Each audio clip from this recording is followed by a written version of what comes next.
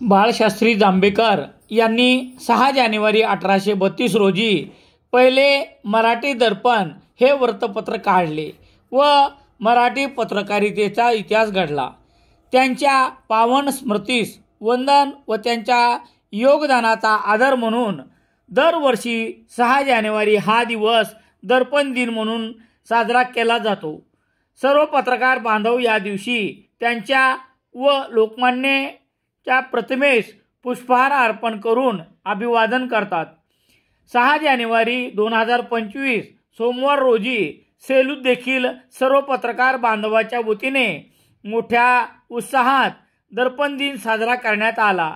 येथील ग्रामदैवत केशवराव बाबासाहेब महाराज मंदिर समोरील लोकमान्य टिळकांच्या पुतळ्यास यावेळी पुष्पहार अर्पण करून अभिवादन करण्यात आले.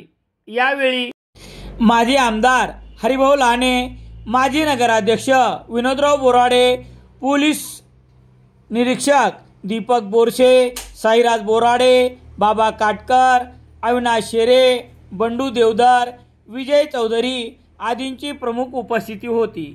अखिल भारतीय मराठी पत्रकार संघाचे अध्यक्ष लक्ष्मण बागल, व्हॉइस ऑफ मीडियाचे अध्यक्ष श्रीपाद कुलकर्णी, डिजिटल मीडियाचे अध्यक्ष सतीश आकात, ज्येष्ठ पत्रकार डी.व्ही. मुळे, कांचन कोरडे, नारायण पाटील, राम सोनवणे, अशोक आंबुरे, संतोष कुलकर्णी यांच्यासह मोहसिन मामू, मोहम्मद इलियास, निसार अहमद, बाबासाहेब हेलसकर, शिवाजी आकात, रेवणप्पा साळेगावकर, अब्रार बेग, प्रसाद खारकर, पंकज सोनी, शिवप्रसाद काबरा, शंभू काकडे, पूनम खोना, संजय मुंडे, राहुल खपले, संतोष गराड, श्रीपाद रोडगे, संदीप वरकाड, महेश राऊत, दीपक जडे, अजहर बेग आदी पत्रकार बांधवांची उपस्थिती होती.